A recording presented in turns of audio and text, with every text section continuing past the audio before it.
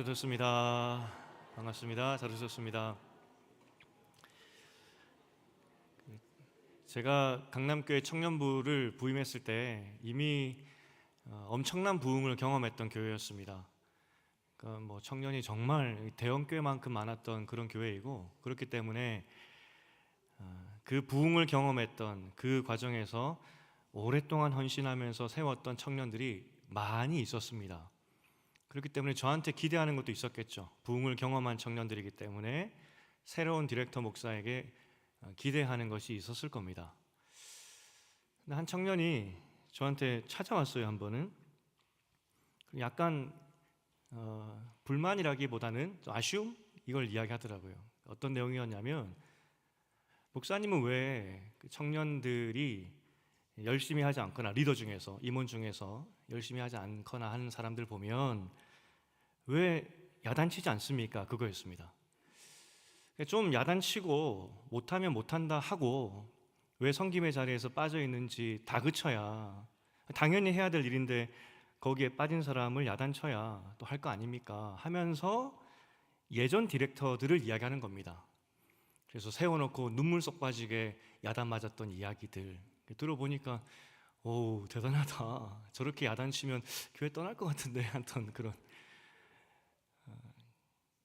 제가 답을 잘 못하겠더라고요. 왜 야단 못 쳤냐면 너무 불쌍해서 야단을 못 치겠더라고요. 그러니까 젊을 때 참 많은 게 있지만 교회를 위해 헌신하고 하는 그 청년들이 참 귀하고, 그러다가 좀 열정이 떨어지고 여러 상황이 있어서 못 나올 때가 있는데, 그럼 그러라고 그랬거든요. 그게 마음에 안 들었던 모양입니다. 이렇게 말했던 청년이 나중에 신학을 한다고 저에게 추천서를 써달라 그러는 겁니다. 제가 말렸습니다. 하지 말라고, 딴 거 하라고, 지금 잘하고 있는 거 있지 않느냐고. 결국 신학교 가더라고요. 가서 전도사 생활하고 한 2교회 정도 거치고 강도사 인허 시험을 앞두고 나서 포기하고 다시 청년부로 돌아왔습니다. 제가 그 청년의 여정을 비난하거나 그 청년의 여정을 손가락질하려고 하는 말이 아닙니다. 돌아와서 한 말이, 사역은 우리 마음이나 우리 열정으로 되지 않는다는 거죠. 사역은 정말 성령이 함께 하시는 그 하나님의 때가 있는 것 같습니다. 저도 이제 2년째 넘어가고 있고 3년 차이기 때문에 제가 처음 부임했을 때 궁금했던 것이, 우리 교회 안수 집사님들 많으시고 권사님들 많으신데 다 어디 가셨을까, 그게 궁금했습니다. 솔직히. 그런데 제가 몇 번 말씀드렸지만 부임하고 시간이 지나면 지날수록 저는 하고 싶은 말을 못할 겁니다 라고 말했던 기억 나십니까 혹시? 성도님들의 상황을 알면 제가 모를 때에는 막 말하죠. 모르니까. 알게 되면은 하고 싶어도 못할 말이 많아질 거다는 걸 알고 있었습니다.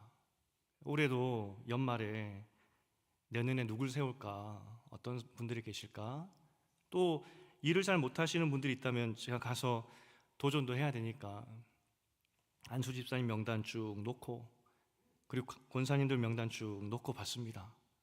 그런데 상황이 이해가 되는 겁니다. 상황이 왜 이분들이 지금 이런 모습으로 섬길 수밖에 없는지, 그 상황이 이해가 되어버렸습니다. 그래서 마음이 반반입니다.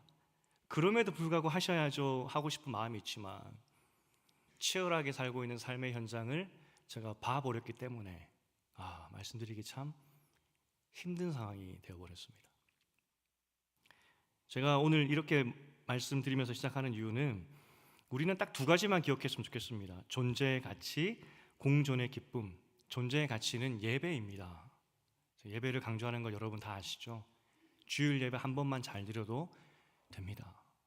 그리고 공존의 기쁨, 이 교회죠. 교회 안에서 함께 세워가는 이 기쁨들, 이 2가지인데, 우리가 어떻게 하면은 이 안에서 우리의 형편, 정말 치열한 삶의 형편을 다 살고 있는데 어떻게 하면 지혜롭게 한 마음으로 하나님의 교회를 세워갈까, 천국의 삶을 살아갈까, 그게 우리의 고민이 되어야 되겠으면 좋겠다 하는 마음입니다. 그래서 오늘 이렇게 시작하고 싶습니다. 하나님의 도성이라는 책이 있는데 어거스틴이 쓴 책입니다. 거기에 보면 하나님의 도성과 땅의 도성 이렇게 두 개가 있다 이야기를 합니다. 우리는 하나님의 도성 사람들이지만 여전히 땅의 도성에 발을 딛고 살고 있죠. 그게 우리의 모습입니다. 눈에 보이지 않는 하나님의 나라를 살고 있지만 여전히 땅의 도성에 눈에 보이는 이 도성에 갇혀 있는 그런 삶이죠. 우리가 모여서 이렇게 예배 드리는 이유는 하나님의 도성을 사는 사람들이기 때문에 예배 드리는 겁니다. 그리고 하나님의 성, 하나님의 나라를 살고 있는데 그 하나님의 나라의 질서가 있고 하나님의 나라 백성으로서 살아가는 원리가 있겠죠. 그걸 배워가는 겁니다. 좀 더 쉬운 말로 하면 이 원리와 이 질서가 잘 보이는 곳이 교회라고 할 수 있겠고요. 제가 확신하는 것은 천국 가서 너 뭐하고 살다 왔냐라는 질문을 받을 텐데 이 질문에 좀 더 디테일하게 제가 말씀드린다면은 너는 하나님의 나라를 위해서 뭐 하다 왔느냐 이 질문을 하실 겁니다. 그러니까 땅에서 뭐 하다 왔느냐 이 좀 두리뭉실한 게 아니라 아빠로서 엄마로서 혹은 직장인으로서 뭐 하다 왔느냐 이 질문 말고 너는 하나님의 백성으로서 하나님의 나라를 위해서 뭐 하다 왔느냐 이 질문 받을 거라고요. 우리가 대한민국 백성입니다. 대한민국 사람이죠. 대한민국 백성이고 대한민국 사람이기 때문에 이 나라와 민족을 걱정합니다. 이 나라가 어떻게 되려고. 그리고 이 나라를 위해서 헌신한 사람들에 대해서 우리가 감사하면서 훈장도 하고 표창도 주죠. 고마운 마음에 그렇게 합니다. 나라에 헌신한 사람에 대해서 감사 표현합니다. 틀림없이 천국 갔을 때 우리의 삶을 점검하실 때 개인의 삶도 중요하겠죠. 하지만 너는 하나님 나라 백성으로 뭐 하다 왔느냐 이건 물어본다는 겁니다. 여러분은 지금 하나님 나라를 위해서 개인 말고 하나님 나라 백성으로서 하나님 나라를 위해서 뭐 하고 계십니까? 하나님께서 너는 하나님의 나라를 위해서 뭐 하다 왔느냐라고 묻는다면 여러분은 뭐라고 대답하시겠습니까? 우리는 하나님의 나라를 사는 사람들입니다. 그래서 오늘 우리가 고민해야 되겠죠. 어떻게 하면 하나님 나라를 살 것이냐. 우리가 신명기에 보면 쉐마법이라고 있습니다. 쉐마. 신명기 6장 4절부터 9절까지 말씀이죠. 기억하라는 겁니다. 하나님 말씀을 기억하라. 앉아있을 때나 일어설 때나 집 문설주에 기록하고 나갈 때나 들어올 때나 말씀을 기억하고 가르치라. 그런데 이 가르치라는 것은 단순히 부모에게 명령하신 것이 아닙니다. 이스라엘 공동체 하나님 나라에 대한 명령입니다. 그러니 내 자녀가 우리 교회에 있고 내 자녀에게 하나님 말씀을 가르치라, 그 정도의 규모가 아니라는 겁니다.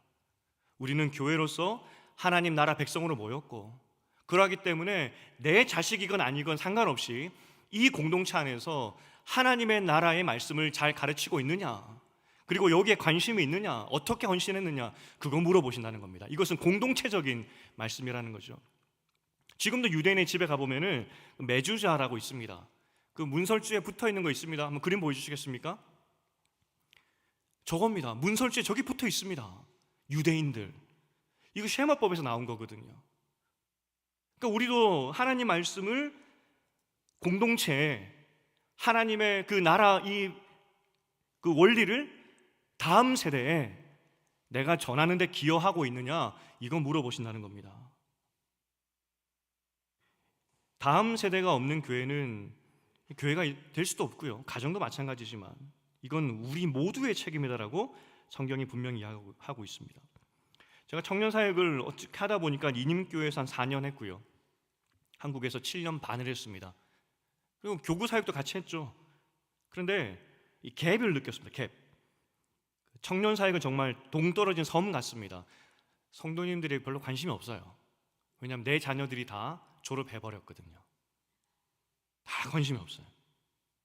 결국은 어떻게 되느냐, 청년들도 교회에 관심이 없으니까 결국 나이가 되면 다 떠나버립니다. 제가 여기 부임했을 때 여러분에게 한 가지 나누었던 것이, 우리 교회 청년들은 여기를 떠나서 대형교회 찾아가지 않도록 만들었으면 좋겠습니다 라고 나누었던 적이 있습니다. 그러니까 교회 다음 세대 관심이 없어요. 우리에게 맡겨준 하나님 나라가 계속 이어지기 위해서는 다음 사람이 있어야 되는데 교회 관심이 없어요. 그리고 다음 세대를 이야기하면은 이전 세대들이 굉장히 불편합니다. 우리는 어떻게 하냐고 라는 이야기들이 나오는 것이죠. 오늘 우리 교회는 어떻게 하나님 나라를 세워갈 것이냐는 것을 좀 보려고 합니다. 그리고 참고로 한 가지 또 말씀드리고 싶은 것은, 제가 예배 때에는 이런 방향성이나 구체적인 것을 잘 나누지 않습니다. 왜냐하면 예배는 다양한 분들이 오시기 때문에 하나님 말씀만 강해하려고 합니다. 하나님 말씀만.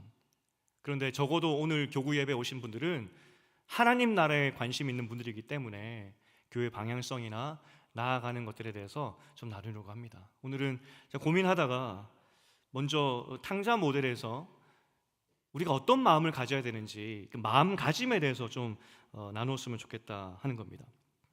오늘 다음 세대에게 보여주어야 할 모습이 탕자 아버지가 그 모델이 되는 것인데, 근데 잘 보십시오. 탕자 아버지가 치명적인 문제를 가지고 있었습니다. 자식 교육 잘못했습니다. 탕자 이 아버지를 보십시오. 그 자식을 한번 보십시오. 천하의 페루냐였습니다. 그리고 아버지의 재산을 달라고 해서 집을 나가버렸습니다. 그럼 아버지 문제 아닌가요? 신앙교육을 어떻게 시켰길래 천하의 페루나를 이렇게 낳아서 길렀는지, 이 아버지가 문제인 것 같습니다. 하지만 성경은 아버지 문제라고 말하지 않습니다. 아버지는 정말 착한 사람이었다 이야기하죠. 품꾼에게도 넉넉한 사람이었습니다. 품꾼은 일용직입니다. 일용직. 하루하루 벌어서 고용되어서 돈 받고 일하는 사람입니다. 제가 여기 일용직에 대해서 한번 나눈 적이 있죠. 로마 시대, 이 예수님 시대 때 이 위험한 일은 일용직에게 시켜라, 종에게 시키지 마라, 이런 농사법, 노하우를 편지로 쓴 것들이 발견됐다라고 말씀드렸었습니다. 무슨 말이냐면 위험한 일을 하다가 내 종이 다치면 내 소유물이 손해가 나는 겁니다. 그러면 안 되겠죠. 그래서 위험한 일은 다쳐도 나와 아무런 상관없는 품꾼 일용직에게 시켜라, 그겁니다.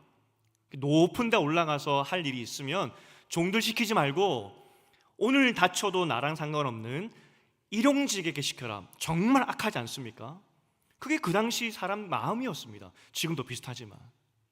그런데 이 탕자의 아버지는 그러지 않았습니다. 과부와 고아를 돌보고 나그네와 외국인들에게도 친절했을 것이고, 심지어 그러하기 때문에 일용직에게도 자비했죠. 그런데 이런 착한 행실이 어디서 나왔겠습니까? 신앙이었겠죠. 분명히 이 탕자 아버지는 신앙이 좋았을 겁니다. 신앙도 좋고, 그래서 성품도 너무나 훌륭한, 정말 예수님 닮은 그런 성품이었겠죠. 하지만 자식 실패했습니다. 어떻게 그 아버지에게 이런 아들이 나올 수 있을까? 부끄럽죠. 쉐마법, 아버지 실패했습니다. 못 가르쳤습니다. 부끄러운 일이죠. 더군다나 패륜적인 행동을 하고 나갔습니다. 마을 사람들이 죽어야 되는 그 둘째 아들을 보내주면서 너 아버지 때문에 산 줄 알아? 너 우리 마을 돌아오면 그때 죽을 줄 알아. 아마 그랬을 것 같습니다. 율법을 어겼고 돌에 맞아 죽을 행동이었거든요. 탕자는 아마 이렇게 말했을 겁니다. 내가 돌아오나 보라. 내가 돌아올 것 같으냐고. 내가 다시는 안 돌아온다고. 그렇게 하면 나갔을 것 같습니다. 그런데 이 탕자 정말 양심 없는 사람입니다. 그렇게 침 뱉고 나갔는데 벼룩도 낯짝이 있지. 마지막에 찾아온 곳이 어디입니까? 아버지 집입니다. 그리고 탕자가 오면서 했던 말이 뭐냐면, 우리 아버지 집에는 일용직들도 대우받고 사는데 우리 아버지는 과부와 고아도 관대하게 대하시고 외국인과 나그네에도 사랑을 베푸셨지. 내가 가서 빌면은 내가 패륜적인 행동을 했지만 품꾼으로 봐주실 것 같아. 그러면서 간 겁니다. 우리 아버지 착하지. 우리 아버지 선하시지. 여기서 중요한 것이 뭔지 아십니까? 아들을 다시 고향으로 돌아오게 만든 것은 아버지의 성품입니다. 아버지의 성품. 아버지 때문에 이 둘째가 돌아온 겁니다. 만약 이 아버지가 평소에 괴팍하거나 약자를 돌보지 않았던 사람이라면, 신앙이 없었던 사람이라면 못 돌아왔습니다. 왜냐하면 돌아가면 죽으니까. 아들이 돌아와서 살 수 있었던 이유는 아버지 성품 때문에. 그래서 탕자 이야기에서 탕자를 집으로 돌아오게 한 것이 뭐냐? 아버지. 이야기의 처음에서 분명히 탕자 아버지는 쉐마법을 실패했습니다. 페룬 알을 낳았습니다.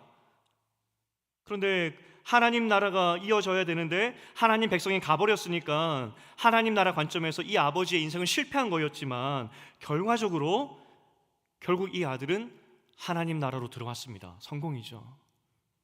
아버지 성품 때문에. 여기서 중요한 교훈 첫 번째입니다. 하나님 나라를 세우기 위해서는 탕자 아버지 마음이 필요합니다. 이거는 부모에게 뿐만 아니라 모든 성도들에게 다 필요한 겁니다. 모든 성도들에게. 아니, 성경은 이런 아버지를 나무랄 수 있겠죠. 율법 어기고 나간, 부모 거역하고 나간, 돈을 흥청망청 쓰다가 나간 이 죽일 놈 왜 받아줬느냐라고 말하지 않습니다. 오히려 이야기하죠. 너희도 하나님 나라 선배로서 하나님 나라를 이어가야 되는 책임자로서 이 아버지의 성품을 배워라. 이걸 우리에게 알려주고 있다는 겁니다. 천하의 악한 다윗도 보십시오. 하나님이 탕자 아버지의 마음으로 기다려준 거 아니겠습니까?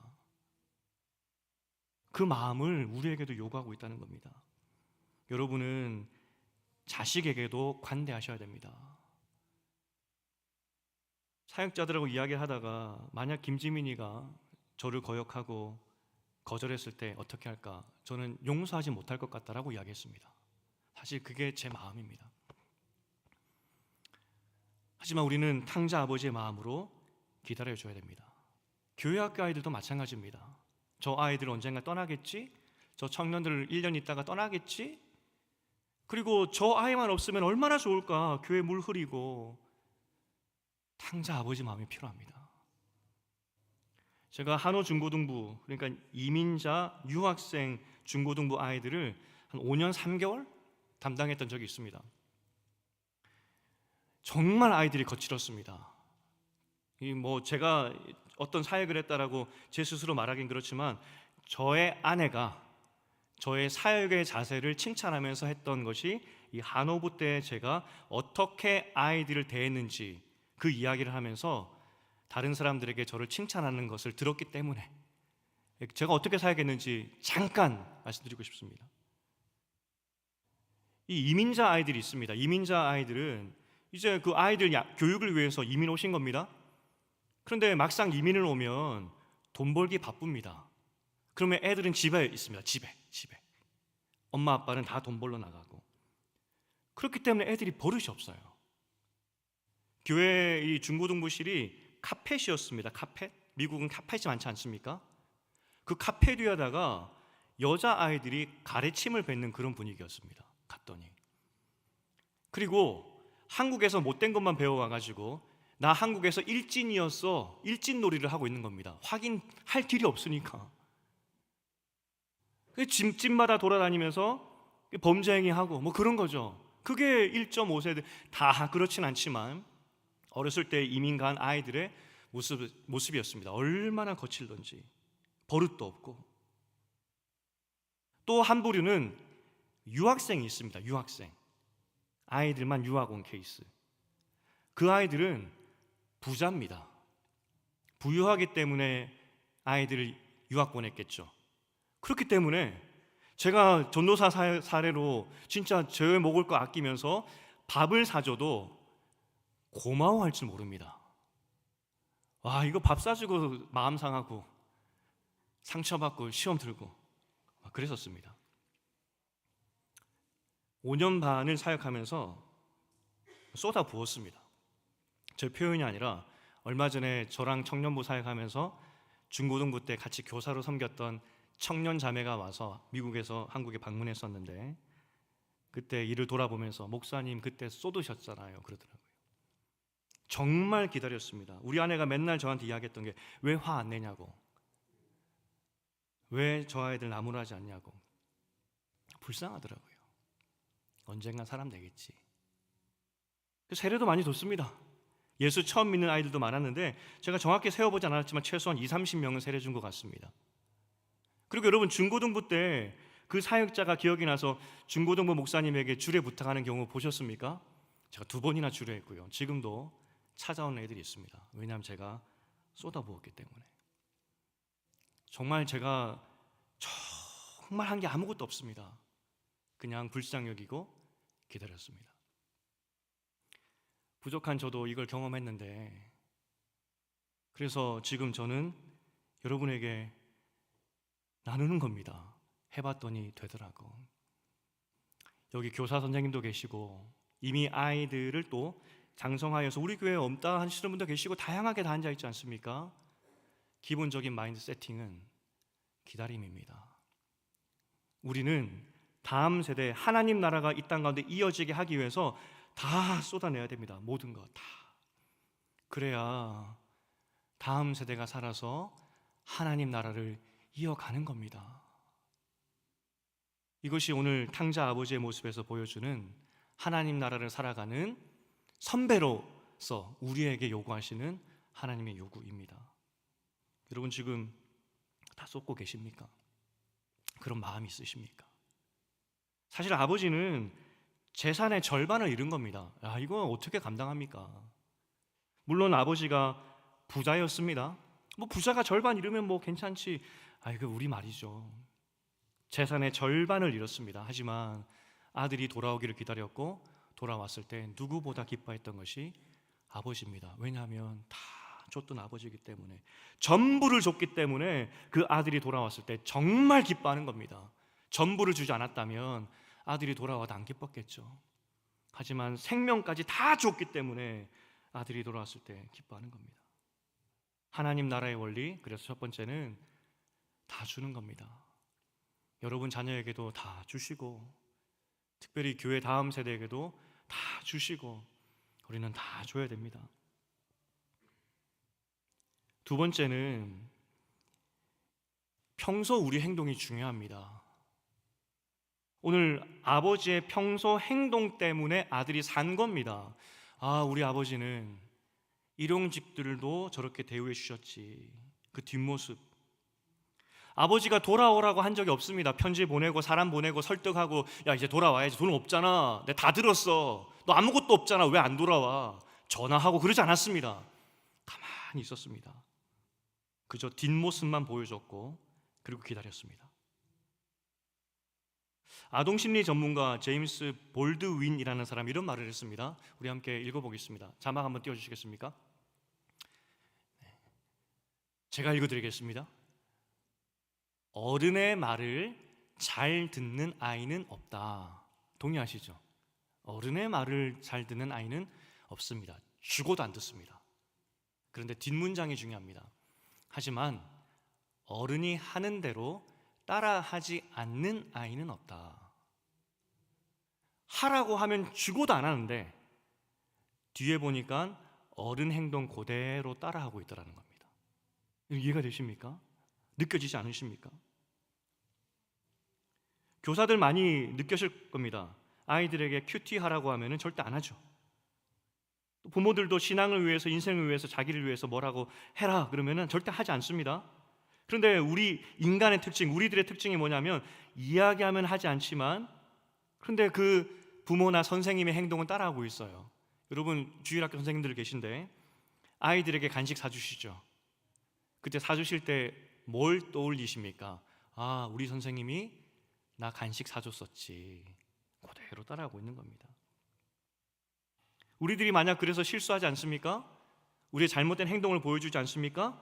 그러면 우리 아이들이 그대로 그거 따라하고 있을 겁니다.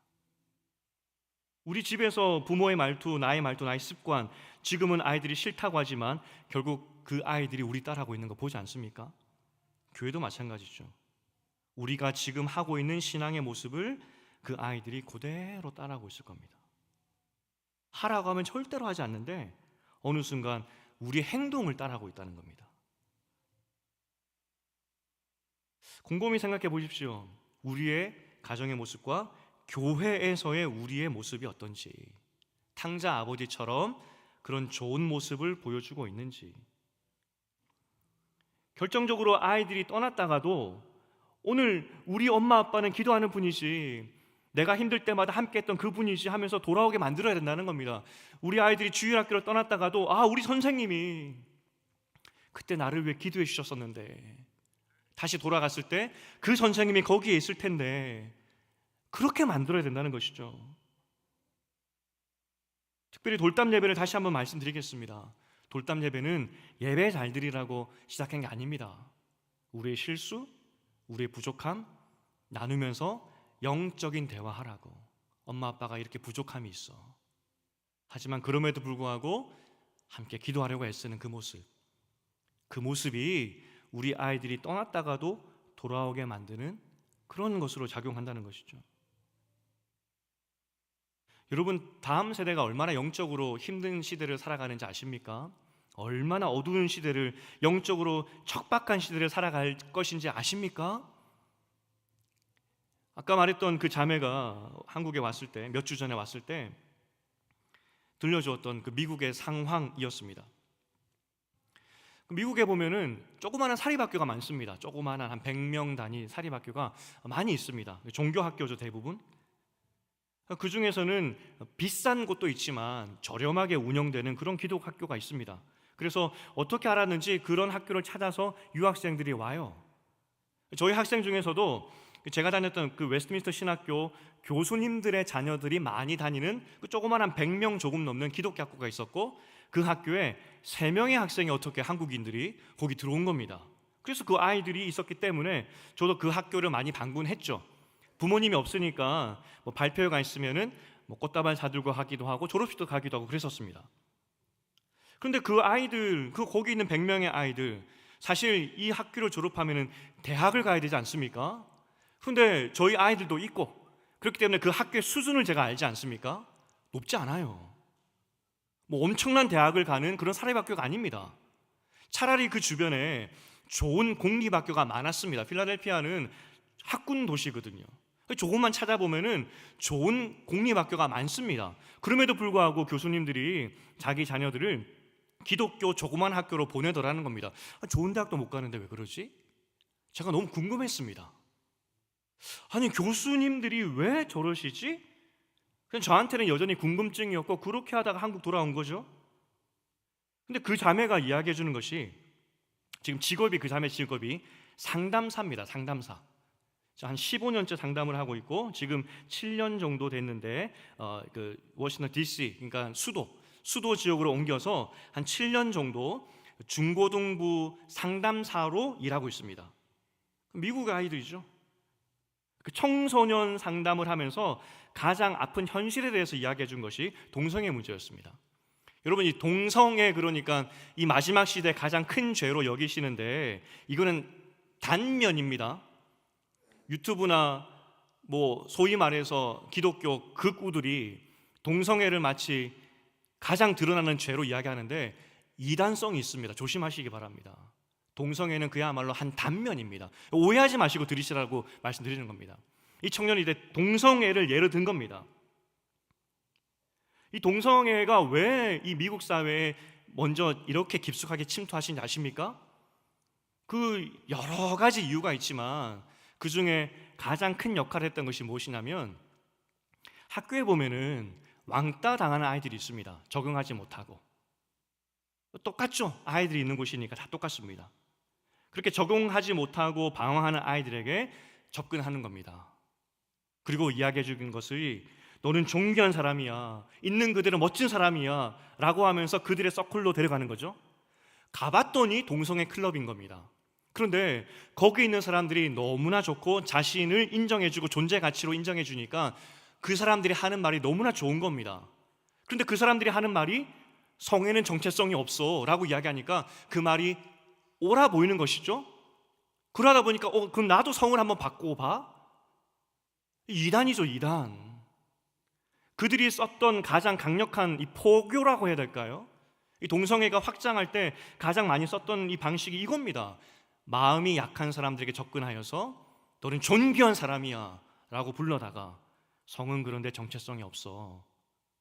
이게 이제 미국 사회에 퍼지기 시작해서 지금은 동성애에 대한 인식이 어떻게 됩니까? 인간을 존중하고 참으로 사람을 사랑하는 단체로 그렇게 사람들에게 추앙받게 된 겁니다. 완전 이단 수법이죠.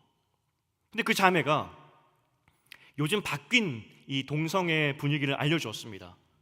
지금 더 심각하다고. 이 사람들이 지금 논문들, 여러 가지 논문이 있지 않습니까? 그 중에서도 그들이 이렇게 계속 선택하여서 지지하는 논문이 뭐냐면, 성전환 수술은 사춘기가 오기 전에 받아야 효과가 좋다. 그렇게 이 논문 발표된 것들을 계속 인용하면서 정부를 압박하는 것이 무엇이냐면, 미성년 전에 동성애 수술이 받았을 때 국가 의료보험의 혜택을 받을 수 있는 법을 바꾸려고 계속 노력하고 있다고 합니다. 그럼 이제 더 많이 늘어나겠죠. 어린 아이들이 나 성 바꿀래 하면 의료보험 혜택 받고 바꿀 수 있도록 계속 로비를 하고 있는 것이죠. 실제 부모님을 만나죠. 그 청년은 상담가니까 아이들도 상담하고 부모도 상담을 합니다. 부모들에게 이 이야기가 나오고 했을 때 부모들의 반응이 뭐냐면, 우리 아이가 선택하면 나는 따라갈 겁니다. 우리 아이가 미성년 전이지만 동성애를 선택하면은 나는 지지해 줄 겁니다. 너무 마음이 아프다고. 제가 이 한 예를 들었습니다. 심각하죠. 근데 동성애는 빙산의 일각입니다. 우리나라 청년 보십시오. 지성의 시대를 살아가고 있고 AI 시대를 살아가고 있는 청년들인데, 이 청년들이 점집 찾아가는 그 횟수나 빈도수가 여러분보다 많습니다. 무슨 말입니까? 마음이 공허하고 힘드니까 어디 찾아가죠? 점집. 다음 세대가 살아갈 이 영적인 시대는 우리보다 더 어둡다는 겁니다. 그래서 그 자매가 이야기합니다. 그 자매도 필라델피아에서 그 상담사로 일할 때 그 교수님들이 보냈던 학교, 거기서도 일을 했대요. 가끔 이렇게 외주가 오면은 가서 상담하고 교육도 하고. 그 자매도 똑같이 질문이 들었대요. 아니, 왜 교수님들은 호고 많은 좋은 학교 놔두고 그 신학교 교수님들은 왜 이 조그마한 학교를 보냈을까 궁금했는데, 자기가 나와서 상담사로 일해 보니까 교수님들도 학부모의 마음으로 우리 아이들이 처한 영적인 어두움을 알고, 그래서 그 아이들을 보호하기 위해서 이런 조그마한 학교지만 크리스찬 학교로 보냈구나. 그게 이해가 되더래요. 실제 우리나라는 이제 시작이 되었지만 미국은 70년대부터 동성애 문제가 일어났었거든요. 아이들을 보호하기 위해서 교수님들이 그랬구나. 다시 부탁드리지만 동성애가 마치 인류 마지막 죄로 생각하지 마십시오.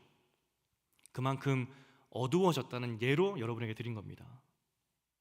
우리 자녀들, 우리 다음 세대가 하나님의 나라를 세워가야 되는데, 우리가 세웠던 하나님의 나라를 세웠던 우리 시대보다 다음 세대가 세워갈 그 세대, 하나님의 나라를 세워가야 되는데, 그들이 처한 세상의 나라, 세상의 도성은 더 어렵다는 겁니다. 거기서 우리 아이들이 어떻게 하나님 나라를 세워갈까? 어떻게 저 아이들이 이 험한 세상을 헤쳐갈까? 지금이야 동성애 하면은 뭐 그런가 보다 하지만 그 아이들이 부모가 되었을 때에는 또 달라졌을 텐데 어떻게 하나님 나라를 세워갈까? 우리는 불쌍히 여기는 마음이 있어야 되는 겁니다. 험한 세상을 살아가는 청년들, 다음 세대들을 향한 불쌍한 마음. 그런데 그 아이들이 결국은 그 답을 얻지 못하고 방황하다가도 우리에게 돌아오게 만들어야 됩니다. 돌아오게 만드는 방법이 뭐라고요? 우리가 기도하면서 선하게 살려고 했던 그 애씀들, 나도 부족하지만 선하게 살려고 했던 그 발버둥들을 보여줬을 때, 우리 아이들이 답이 보이지 않을 때, 엄마 어떻게 해야 돼? 아빠 어떻게 해야 되지? 기도해줘. 돌아오게 된다는 겁니다.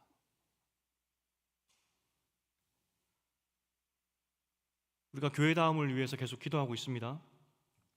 어떻게 하면 될까? 지속 가능해야 되겠죠. 우리 아이들도 하나님 나라를 여기서 세워가야 되는데 두 가지를 부탁드리겠습니다. 저를 비롯해서 우리 모두는 다음 세대를 위해서 다 포기할 수 있어야 됩니다. 자식이 되었던 교회 아이들이 되었던. 이렇게 질문할 수 있습니다. 목사님, 우리 교회 그러면은 재정의 형편상 아이들에게 올인하고 있습니까? 재정 사용은 두 번째고요. 우리 마음이 있느냐, 우리 마음이 있느냐, 그럴 준비가 되어 있느냐. 두 번째는 우리의 평소 모습이 굉장히 중요합니다. 우리 아이들이 벽과 같은 세상의 어두운 문화를 맞닥뜨려서 그래서 어찌할 바를 몰라 할 때 우리에게 와서 같이 기도 요청하고 같이 찾아가도록 우리가 든든한 뒷배가 되어줘야 된다는 겁니다. 영적인 뒷배. 그걸 그렇게 우리가 할 수 있는지 이제 말씀 맺겠습니다. 우리가 소리를 내면, 우리가 교회 안에서 소리를 내면 우리 아이들도 똑같이 따라하고 있을 겁니다. 지독하게도 우리 말은 안 듣고요, 우리 행동만 따라합니다. 우리가 소리를 크게 내면 우리 아이들도 그들이 만들어갈 하나님 나라에서 똑같이 소리 내고 있을 겁니다. 싸우고 있겠죠. 교회는 탕자를 기다리는 곳입니다. 탕자가 다른 곳에 마음을 뺏길 수 있습니다. 그런데 뺏겼다가도 거기에 우리 선생님 계시지, 우리 믿음의 부모님 계시지, 그렇게 기다릴 줄 아는, 그렇게 돌아올 수 있도록 만드는 것이 우리의 책임이 되겠죠.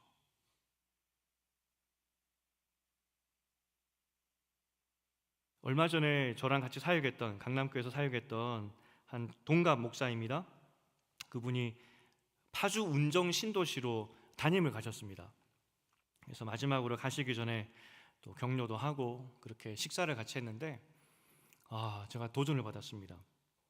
저도 나름대로 미래를 두고 앞서간다 생각을 했는데 그분은 한 두세 걸음 더 앞서가더라고요.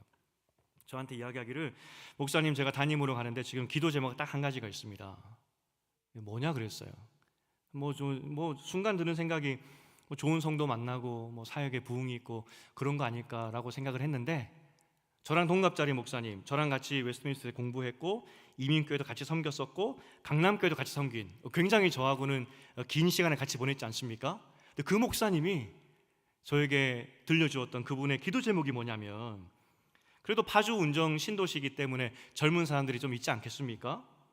그래서 앞으로 주일학교를 함께 세워갈 평신도 사역자를 만나게 해달라는 것이 그분의 기도 제목이라고 그렇게 이야기하는 겁니다. 사실 사역자는 다 떠납니다. 전도사들, 목사들 다 떠납니다. 남아있는 사람이 누구냐면 여러분입니다. 교사, 부장 선생님들, 권사님, 장로님들, 그 아이들을 품고 같이 기도해줄 평신도 사역자가 있으면 좋겠다. 같이 탕자가 될 아이들이지만 그 아이들을 붙잡고 기다려줄 평신도 사역자가 있으면 좋겠다. 그게 이 목사님의 기도 제목이었습니다. 저보다 두세 걸음 더 앞서 나가더라고요. 사역자가 할 수 없습니다. 함께 하는 겁니다. 하나님 나라는. 온 세대가 다음 세대를 위해서 기도하고, 온 세대가 다음 세대를 위해서 애쓰고, 또 혹시 탕자가 되더라도 우리의 뒷모습을 보고 돌아올 수 있는 교회로 만드는 것, 그게 건강한 하나님 나라 아니겠습니까? 키우다 보면 우리 마음대로 안 될 때가 많습니다. 집 나가고 살겠다고 막 나가고 배륜적인 짓 하고, 그런데 그게 자녀들 아니겠습니까? 그리고 다음 세대의 삶은 더 강팍합니다. 우리 할 일이 뭐겠습니까? 오늘 아버지의 모습으로 기다리는 것. 정말 간절히 바라기는 우리 교회도 다음 세대를 위한 평신도 사역자들이 많이 일어났으면 좋겠고, 어른들부터 모든 세대가 하나님 나라가 이 땅 가운데 어떻게 하면은 계속 유지될까, 이것이 우리 기도 제목이 되었으면 좋겠다는 겁니다. 간절히 바라기는 하나님의 나라를 이 땅 가운데 세워가는 신영교회 되시기를 주님의 이름으로 축복드립니다. 혹시 우리 자녀 가운데 탕자처럼 떠난다 할지라도 우리의 뒷모습을 통하여서, 우리의 기다림을 통하여서 다시 주께 돌아와 하나님의 나라를 세우는 그런 다음 세대 많이 세워가는 여러분 가정 신영교회 되기를 주님의 이름으로 축복드립니다. 우리 말씀 생각하시면서